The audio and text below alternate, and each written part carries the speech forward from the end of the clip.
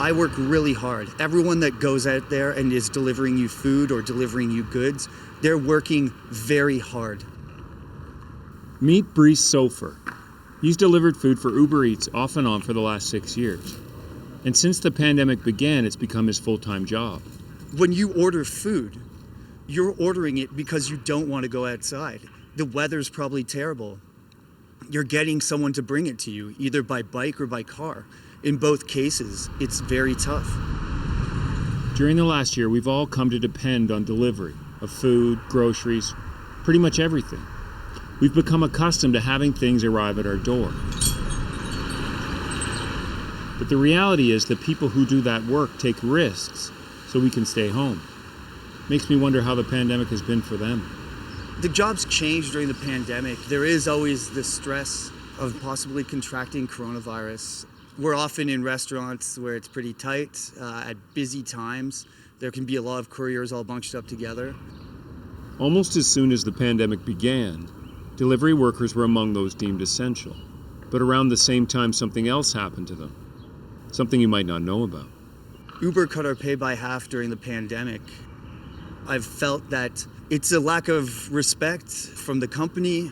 It really doesn't jive with the idea of us as essential workers. There's that rhetoric that we're so important, that we are helping stop the spread of the pandemic.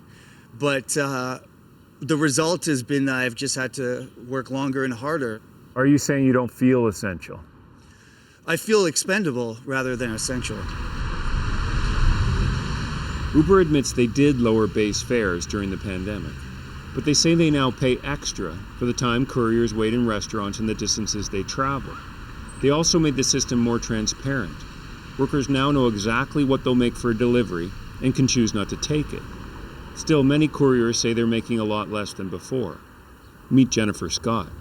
The pandemic is not over, and I'm being paid the lowest amount of money that anyone has ever been paid to do this job in Toronto. Jennifer is the president of Gig Workers United. It's a group trying to unionize app-based workers. She doesn't just want better pay. Right now, gig workers are considered independent contractors.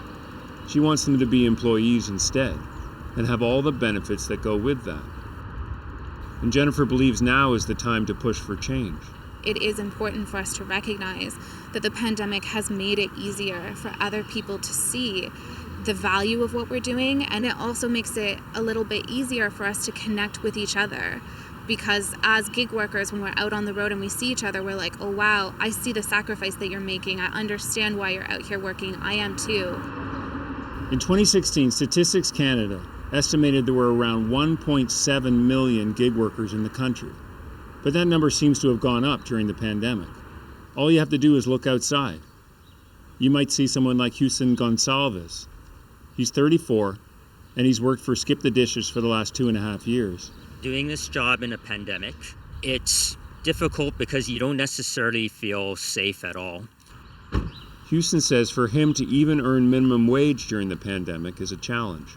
I'm in what I believe are very dangerous conditions. I'm out in the public. I'm entering restaurants. I'm entering apartment buildings.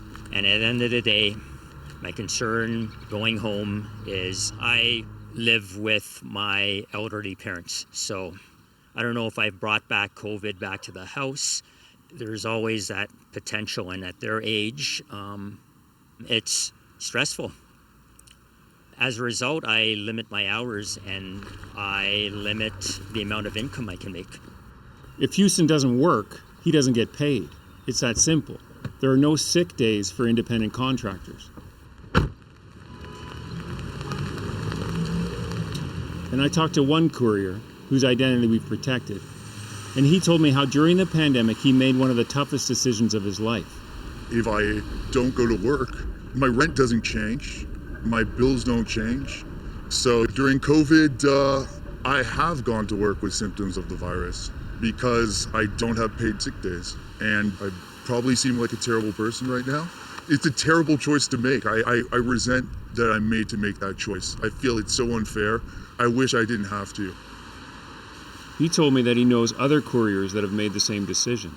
If I ever found out that I made someone sick, if I ever found out that that I had, potentially harmed someone, I would feel terrible. It's terrible, but I have no choice. That's the reality of the pandemic. The balance between how much you work and how much you put yourself and those around you at risk. It's a decision made every day. Still, Brice knows that the pandemic has made his job more important than ever. I do have that sense of pride. I'm very happy to help the community. I'm very happy to help people self-isolate. I've delivered to people who I know were staying at home because of COVID. And that's why Brice wants to keep working. Instead of walking away, he's joined with Gig Workers United to fight for the job he loves.